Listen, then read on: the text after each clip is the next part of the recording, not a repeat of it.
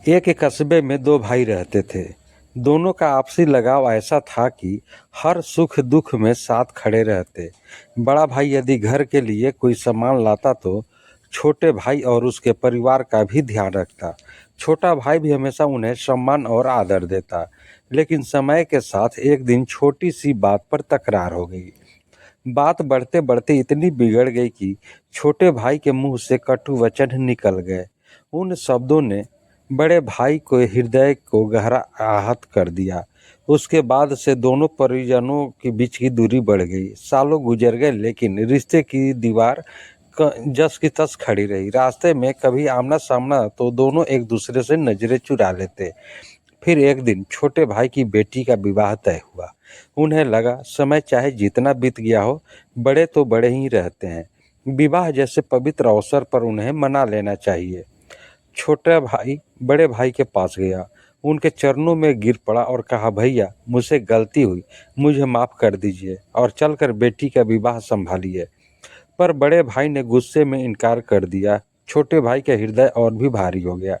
तभी किसी ने सुझाव दिया, तुम्हारे बड़े भाई प्रतिदिन एक महात्मा के प्रवचन में जाते हैं, वे उनकी बात अवश्य मानेंगे। छोटा भाई उस संत के पास पहुंचा और सारी घटना सुनाई। उनसे विनती की, गुरुदेव आप किसी तरह मेरे भाई का हृदय बदल दीजिए। अगले दिन जब वह बड़ा भाई सत्संग में पहुंचा तो महात्मा ने सहजता से पूछा, सुना है तुम्हारे छोटे भाई के घर बेटी का विवाह है, तैयारियों में तुम कौन कौन से काम देख रहे हो? बड़ा भाई उदास होकर बोला, गुरुदेव मैं विवाह में सम्मिलित नहीं होऊंगा। वर्षों पहले उसने मुझे ऐसे अपमानजनक शब्द कहे थे जो आज भी मेरे दिल में चुभते हैं। महात्मा मुस्कुराए और बोले, सत्संग खत्म होने के बाद जरा मिलना। सत्संग के बाद बड़ा भाई उनके पास पहुंचा। महात्मा ने पूछा, पिछले साल मैंने जो संदेश दिया था वह याद है? बड़े भाई ने सिर झुकाकर कहा, गुरुदेव क्षमा कीजिए, मुझे कुछ भी याद नहीं।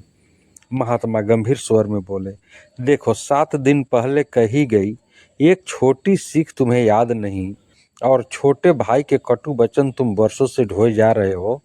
यदि मधुर बातें भूल जाते हो और कड़वी यादें ही संभालते हो तो भला जीवन में सुधार कैसे होगा? ऐसे सत्संग से तुम्हें लाभ ही क्या? बेहतर होगा तुम कल से यहाँ आना बंद कर दो। ये वचन सुनते ही बड़े भाई का हृदय पिघल गया। उसकी आंखें खुल गई। उसने सोचा, सचमुच बड़े होने का मतलब नहीं है कि छोटी छोटी कटु स्मृतियों को भुला दिया जाए। वह तुरंत संत के चरणों में गिर पड़ा और बोला, गुरुदेव आज मैंने सच्चा रास्ता पा लिया है, अब देर नहीं करूँगा, अभी जाकर अपने भाई को गले लगा लूँगा। और सचमुच उसी क्षण से दोनों परिवारों के बीच की दूरी मिट गई। इस कहानी से सीख मिलती है, इस कथा से यही शिक्षा मिलती है कि पुरानी कड़वी बातों को भूलकर रिश्तों को जोड़ना ही